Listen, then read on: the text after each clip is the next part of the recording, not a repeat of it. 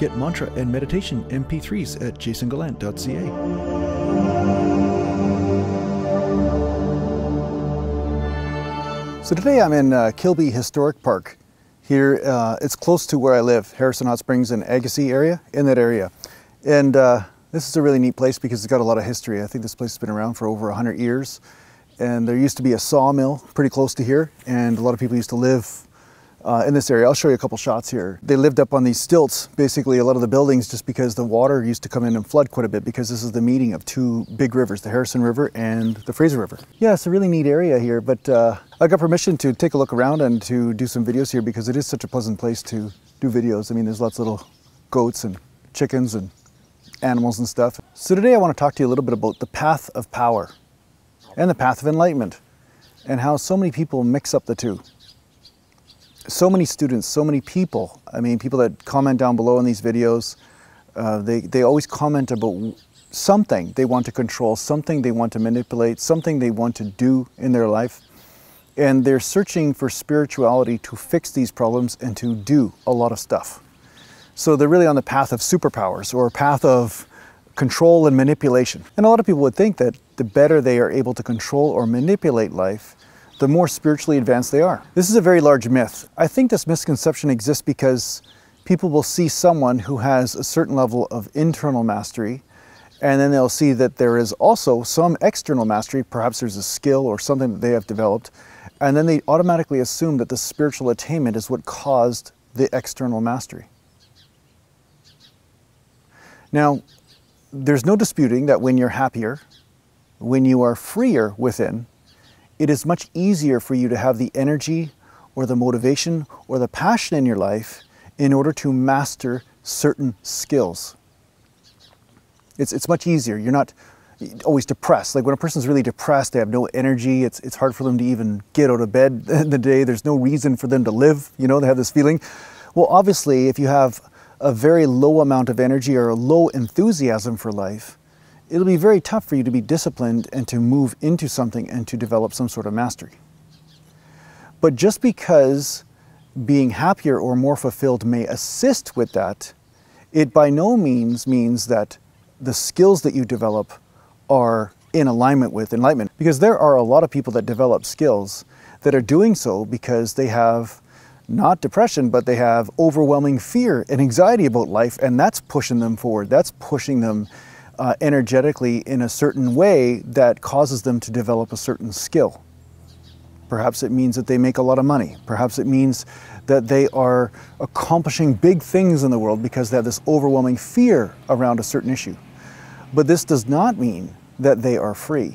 Freedom within can exist regardless of what external condition is around you. And this is what I'm always saying because it is the truth. Whether you are great in some aspect of your physical life or you are not so great, this has nothing to do with realizing who you are and immersing yourself deeper in that experience. In the end, this entire physical reality is going to unravel for you anyway. But what can you take with you? That's the question. And what you can take with you is not the physical and not the extensions of your physical. You can't take the extension of your physical body with you. You can't take your job with you. You can't take your money with you. You can't take any of these things. But what you can take is your identification. The identification with that which has always been here and will always be here, regardless of the physical condition. The part of you that was here before you first thought. The part of you that's here when you are incapable of thought.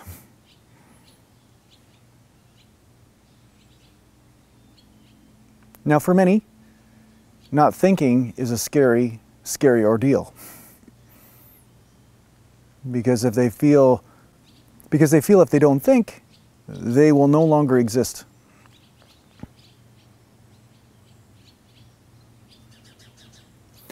But if you just look at a sunrise without commenting on it,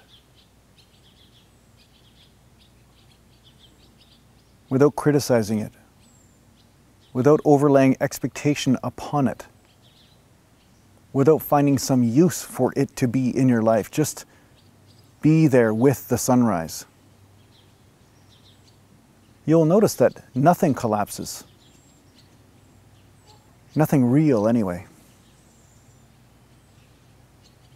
What does collapse is your thought, your preconceived notion.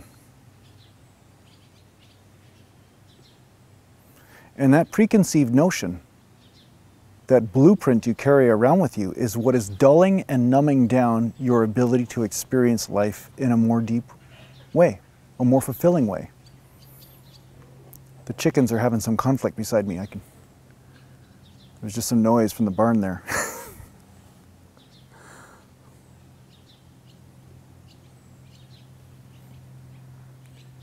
That reminds me of something. Conflict, in some way, can be good sometimes.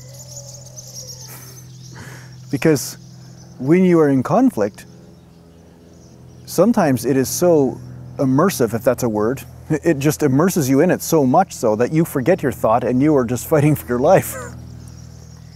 Sometimes deep conflict can free you, which is why some people that go through traumatic experience sometimes have deep levels of awakening of some sort. They let go of their idea of things because life shows up and says, here I am, I don't care what you think, but this is life. Receive that.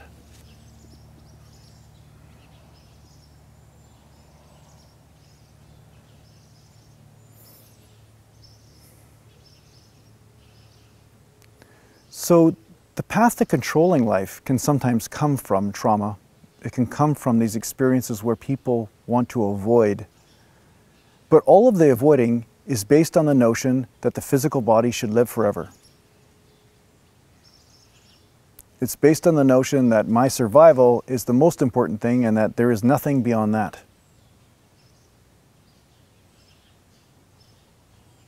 And it is also based on the notion that if I survive, that somehow that assists me with reaching a deeper state of fulfillment.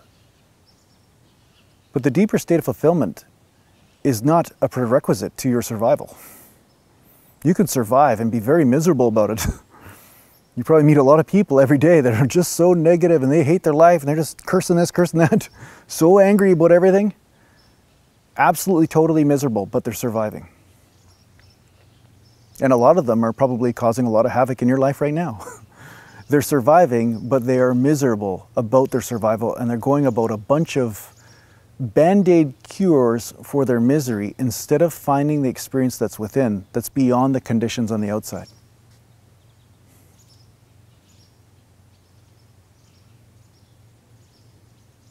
The grandest terrors of the world, of human beings, we're bound deeply in suffering and we're going about a plan of some sort to overcome that suffering that was within. But if any of them had realized that no matter what they changed on the external side of things,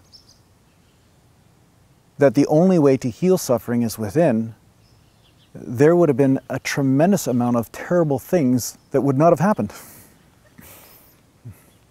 So your suffering, the greatest way you can help the world is to become free of your own suffering.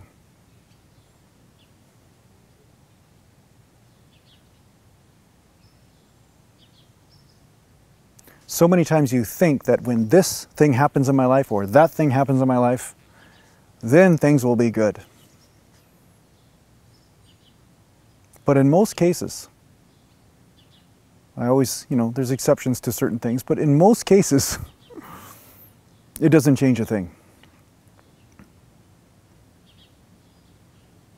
Things can happen.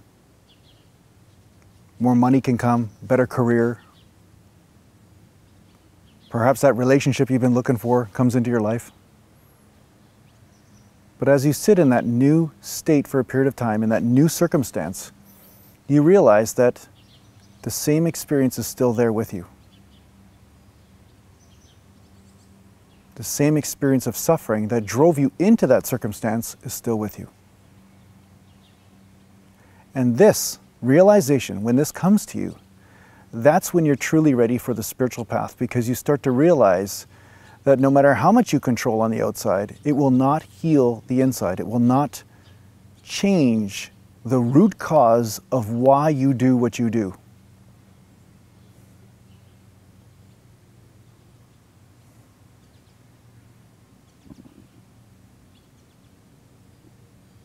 This is when true spirituality begins.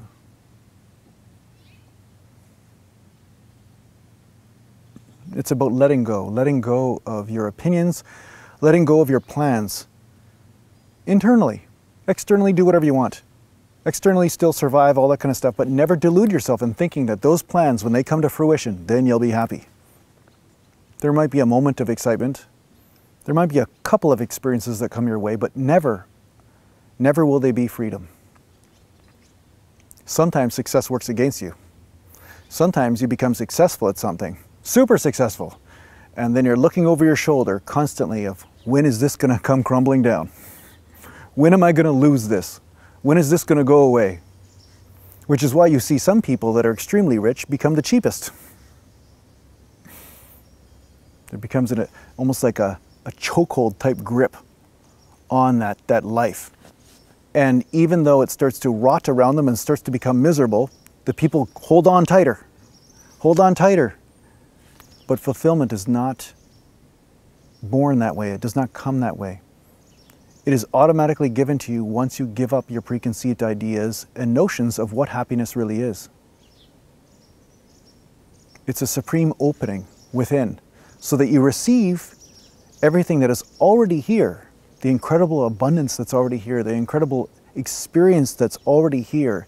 And as you open and you open and you open, it just infinitely happens. You infinitely open, and the experiences move upwards in a crescendo. It's a constant evolution.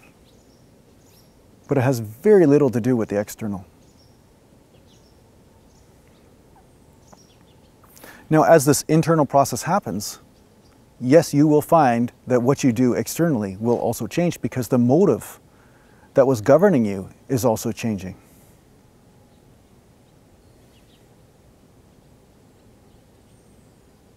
In some cases, you become very frustrating because you're no longer this solid one person that was governed by these certain predictable motives. Everybody around you knew who you were, knew exactly what you're doing and why you're doing it, right? They had you all pegged, all figured out. But as you evolve, your priorities change constantly. You start to flow. One minute the wind's moving east, next minute the wind's moving west. You are more engaged in your life in a moment-per-moment basis. You're not living according to a blueprint that was written 10 years ago. You're living here, in the now, and responding to here in the now as it is unfolding before you. And this is where true power is. This is where your wisdom is. If you have the courage to open up to what is before you right here and now.